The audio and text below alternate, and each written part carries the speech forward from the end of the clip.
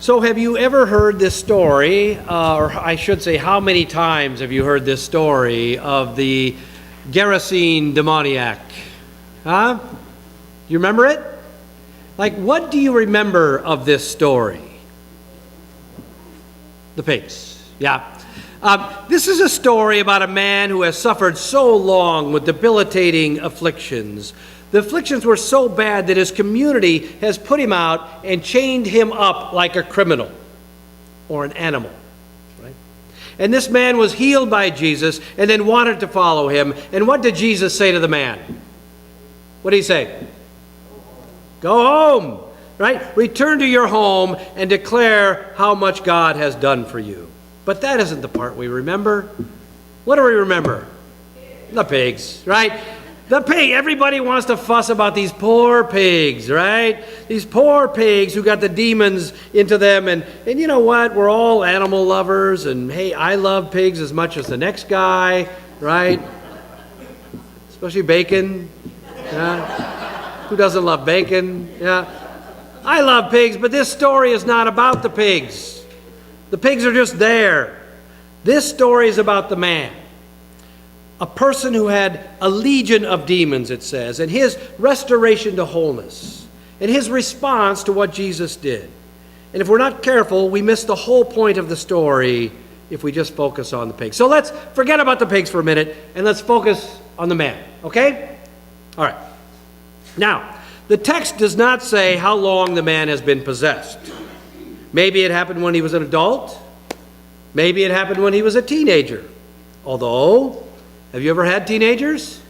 Yeah, a demon-possessed teenager might have been hard to tell from a regular teenager, yeah? But maybe it happened when he was a teenager. Maybe it happened when he was born that way. But whenever it started, the implication is that he has been this way for a long, long time. What the text does say is this. A man of the city who had demons met Jesus. For a long time, he had worn no clothes, and he did not live in a house, but in the tombs.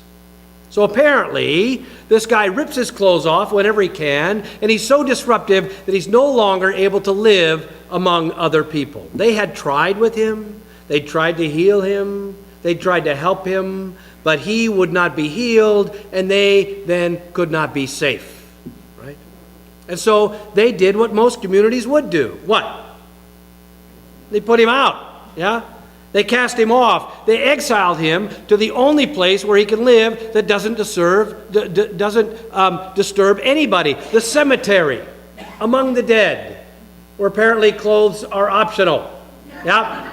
In the cemetery, among the dead. Not accepted in town. Right? He didn't get to go to town. And I imagine that he didn't get too many visitors out his way, right? They probably didn't come to see him very much. And you know, the way that Luke presents him, it's hard to have sympathy for the guy, kind of, isn't it? It's almost as though he's doing it to himself, like he's gotten himself into this. And he's just going to have to get himself out of it. Right? If only he would just stop, shake it off, stay on his meds, keep his clothes on, right? Play nice. If only he would just try. Get it together, man. Buck up, right? But you can imagine there's a life behind that, right? Think about his parents. What would his poor parents have been going through, right? What about his friends, if he ever had any? What did they do when he started to fall into this state? Where were they when that happened? What was he like before this day is the real question. See, the first thing I want us to pay attention to in the text today is, what do we do when we encounter real suffering? I know so many people who are suffering right now. I don't know, it's a confounding season in my life when there's a lot of good people who have heartache and heartbreak. Their lives are just falling apart, and it's just really hard to be a part of that, right? I don't know why. It's good people, wonderful relationships, marriages that used to work that now have reached a breaking point. Bodies that have given lifetimes of health and fitness, now weak and frail and failing. The community itself, we're suffering, right? An uncertain time of transition. Right? And when we come face to face with suffering, what is our natural response? Anybody? To withdraw, to back off, to stay away, right? That's our natural response. Suffering is scary, and suffering is messy, but the lie we tell ourselves is that suffering is contagious, and it is not. Suffering is not contagious. What happens is, if you will share someone's suffering, their burden gets lighter and yours does not get heavier. That's a truth. Right? Have you ever known anybody that was suffering? Like, we push people away when they suffer. That's how we act. We push them away, we ignore them, we mentally tell them, come on, let it go, buck up, be normal. Like me, right? Grow up, get yourself some help. Right? Have you ever known anybody who was severely depressed? They don't need advice, do they?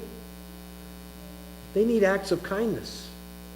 They need you to come over and, wash the dishes or make their bed or wash their feet.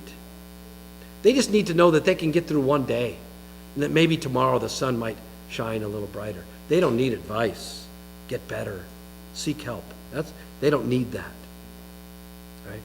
Have you ever known anybody whose marriage is breaking up? They don't need a date, right? We all want to set them up. They don't need that. What they need is a friend. They need, for the next 2 years, okay, for the first year, they're crazy. They are. Have you ever been through a divorce? I have. You're crazy for a year. What you need is not a date. What you need is a friend. Someone who will listen without judging you for 2 whole years. They'll get you through that just by listening without judging. Right? That's what they need. Do you know anyone whose life, because of age or illness, just keeps turning in on itself, getting smaller and smaller? That's what happens, right? What do they need? What would help them? Not putting them off, not sending them away, right? What I'm trying to say is when we encounter suffering, especially this intractable, seemingly unfixable kind of suffering, our natural response is to withdraw, but the godly response, the best response, the human response is to draw near to those who suffer. That's what Jesus does. He doesn't back away. He doesn't get back on the boat and shove off and say, whew, what kind of people they got over there at Gerasene, right? He doesn't. He stands his ground. He offers himself. And because he is Jesus, he heals the man. Because there are times when healing can happen. There is suffering that does go away, that you get through. Whether by a miracle or by medicine or the magic of time, we humans have an incredible capacity for healing. We do. The second part of the story about the Gerasene demoniac has to do with what happens after the healing. The man recognized who it is that provided the healing and offers to stay with Jesus. It says that he begged that he might be with him. Let me go with you. He's begging, which sounds like the thing to do, except what does Jesus tell him? Return to your home and declare what? How much God has done for you. Return to your home and declare how much God has done for you. Here's the thing. Even if you've never been depressed or divorced or kicked out of town and left for dead, in all likelihood you have suffered in your life. And if you have suffered and have come through the suffering, maybe the hardest thing to do after you get better is to admit that you too were broken, and that you too are human, and that you too needed the help of someone else, and that you too received healing at the hands of some person or some power outside of yourself. That it wasn't something that you did single-handedly or by yourself, pulling yourself up by your bootstraps and just getting on with things. And after your healing, after you are healed, the ongoing work of recovering the fullness of your health and the fullness of your humanity involves telling your story to others. See, we have to go where the suffering is because that's where God is. And that's where God calls us to come and to bring our own stories of hope and healing to those who suffer, telling them the truth that even if they are never fully healed, they are and they always have been fully human. Even if they are never fully healed, they are and always have been fully human. Telling them the truth that we serve a God who heals, but that healing is not the greatest miracle. The greatest miracle is that we serve a God who cares deeply about those who suffer. We serve a God who suffers with us, saved by a Christ who suffered for us.